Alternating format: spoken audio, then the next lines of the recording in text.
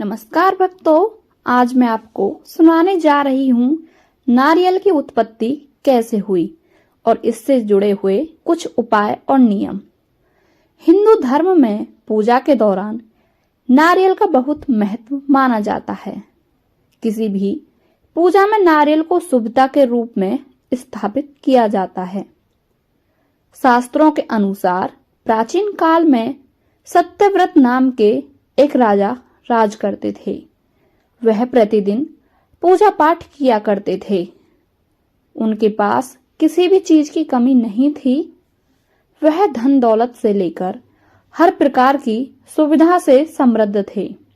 हालांकि इसके बावजूद भी राजा की एक अभिलाषा थी जिसे वह पूर्ण होने की चाह रखते थे। दरअसल राजा सत्यव्रत को किसी प्रकार से स्वर्गलोक जाने की इच्छा थी। वह अपने जीवन में कम से कम एक बार स्वर्गलोक के सौंदर्य को देखना चाहते थे, लेकिन उन्हें इसका मार्ग नहीं पता था। इधर ऋषि विश्वामित्र अपनी तपस्या के लिए घर से बाहर निकले। चलते चलते वह अपनी कुटिया से काफी आगे चले गए थे। काफी समय बीत गया, लेकिन वह नहीं लौटे। इस कारण उनका परिवार भूख और प्यास से तड़प रहा था। राजा सत्यव्रत को जब यह पता चला तो उन्होंने ऋषि विश्वामित्र के परिवार के पालन पोषण की जिम्मेदारी ले ली। कुछ समय बाद जब मुनिवर लौटे तो वे अपने परिवार को कुशल देख काफी प्रसन्न हुए। उन्होंने पूछा कि उनकी अनुपस्थिति में किसने उनकी देखभाल की।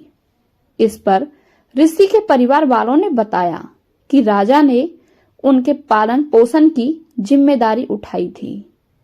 यह सुनकर ऋषि विश्वामित्र तुरंत राजमहल पहुंचे और राजा से मुलाकात की। वहां पहुंचकर उन्होंने सबसे पहले महाराज को धन्यवाद कहा। इस पर राजा ने ऋषि से अपनी इच्छा पूर्ण होने का आशीर्वाद मांगा। राजा की बात सुनकर ऋषि विश्वामित्र ने कहा, बोलिए महाराज, आपको क्या वरदान चाहिए? तब महाराज ने कहा, हे मुनिवर, मुझे एक बार स्वर्गलोक के दर्शन करने हैं।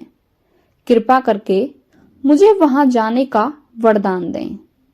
राजा की प्रार्थना सुनकर ऋषि विश्वामित्र ने एक ऐसा रास्ता बताया जो स्वर्गलोक की ओर जाता था। यह देख राजा सत्यव्रत बहुत खुश हुए। वह तुरंत उस रास्ते पर चल पड़े और स्वर्गलोक पहुंच गए। यहाँ पहुंचते ही इंद्रदेव ने उन्हें नीचे धक्का दे दिया, जिसके कारण वो सीधे धरती पर जा गिरे। राजा सत्यव्रत ने तुरंत सारी घटना ऋषि विश्वामित्र को बताई। राजा की बात सुनकर ऋषि विश्वामित्र गुस्से से आग बबूला हो उठे। उन्होंने तुरंत सभी देवताओं से इस बारे में बात की और इस समस्या का हल निकाला, जिसके बाद राजा के लिए एक नया स्वर्गलोक बनाया गया। नए स्वर्गलोक को पृथ्वी और देवताओं के स्वर्गलोक के बीचों बीच स्थापित किया गया था, ताकि किसी को परेशानी ना हो। नए स्वर्गलोक से राजा सत्यव्रत तो बहुत खुश हुए, लेकिन विश्वामित्र को एक चिंता लगातार सता रही थी। उन्हें डर था कि नया स्वर्गलोक कहीं जोरदार हवा के कारण गिर ना पड़े। अगर ऐसा होगा तो राजा सत्यव्रत दोबारा से धरती पर जा गिरेंगे। काफी सोच विचार के बाद ऋषि विश्वामित्र को एक उपाय सूझा। उन्होंने नए स्वर्गलोक के नीचे एक बहुत लंबा खंभा लगा दिया ताकि उसे सहारा मिल सके।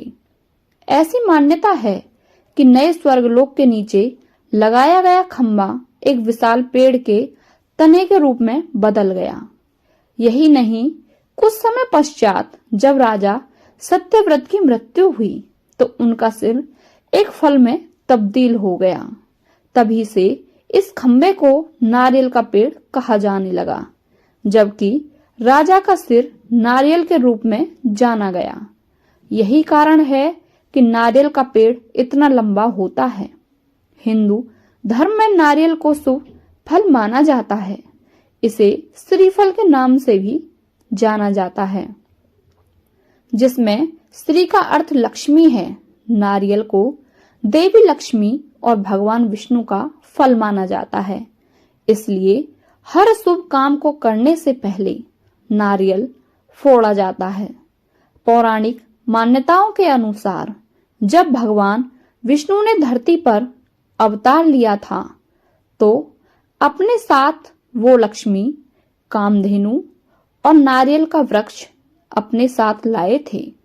नारियल में ब्रह्मा, विष्णु और महेश का वास माना गया है, इसलिए उसकी बहुत महत्वता है।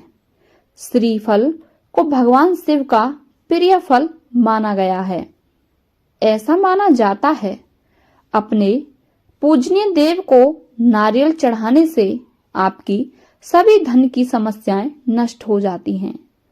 ऐसा माना जाता है कि नारियल का सेवन करने से शरीर की दुर्बलताएं खत्म हो जाती हैं और शरीर मजबूत बनता है।